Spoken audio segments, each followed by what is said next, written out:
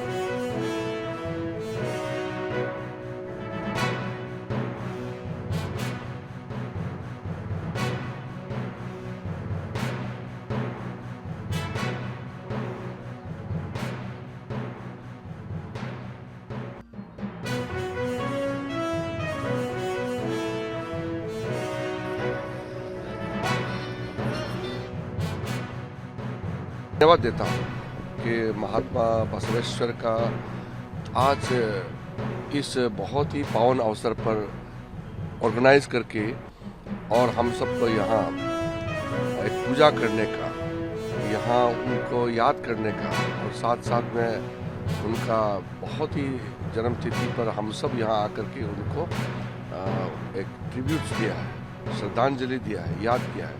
तो ये इस तरह का कार्यक्रम करने से हम लोग को अच्छा लगता है. महात्मा से प्रेरणा मिलता है, इंस्पिरेशन मिलता है, आशीर्वाद मिलता है. बॅड शेप आणि कायकवे Kailasa name has strengthened the complete population in that time in 12th century. We have great respect to him. He is not only a representative from Karnataka in the reformers. He is the actually everywhere in the country celebrate today his day with great respect, and that reason only today we came here. We shown our respect to Basveshwar. ದಾರ್ಶನಿಕ ಭಕ್ತಿ ಭಂಡಾರಿ ಬಸವೇಶ್ವರರ 895ನೇ ಜಯಂತಿ ಸಮಸ್ತ ದೇಶವಾಸಿಗಳಿಗೆ ಆರ್ಥಿಕ ಶುಭಾಶಯಗಳು. ಬಸವ ಜಯಂತಿ ಸಂದರ್ಭದಲ್ಲಿ ಬಸವೇಶ್ವರರ ಜೀವನ, ಸಾಧನೆ ಮತ್ತು ಅವರ ಉದ್ದೇಶಗಳನ್ನು ಸ್ಮರಿಸುತ್ತೇವೆ. ಬಸವ ತತ್ವವು ಸಮಾನತೆ, ಕಾಯಕಕ್ಕೆ ಗೌರವ ಮತ್ತು ನಿರಾಕಾರ ದೇವರ ಭಕ್ತಿಯ ಮೇಲೆ ಆಧಾರವಾಗಿದೆ. ಜಾತಿ ಮತ್ತು ವರ್ಗಧಾರಿತ ಹಂಚಿ ಹೋಗಿದ್ದ ಸಮಾಜವನ್ನು ವರ್ಗ ರಹಿತ ಸಮಾಜವನ್ನು ನೀಗಿಸುವ ನಿಟ್ಟಿನಲ್ಲಿ ಅವರ ಹೋರಾಟ ಕ್ರಾಂತಿಕರವಾಗಿತ್ತು. 100,000 ಮಠದ ಜಗದ್ಗುರು ಮಹಾಸನ್ನಿ ದೇವರ ಮಾಲಾರ್ಪಣೆ ಮಾಡುವ ಮೂಲಕ ವಿನಂತಿಸಿಕೊಳ್ಳುತ್ತೇವೆ. ಜಗಜ್ಯೋತಿ ಬಸವೇಶ್ವರ ಮಹಾರಾಜ್ ಕಿ.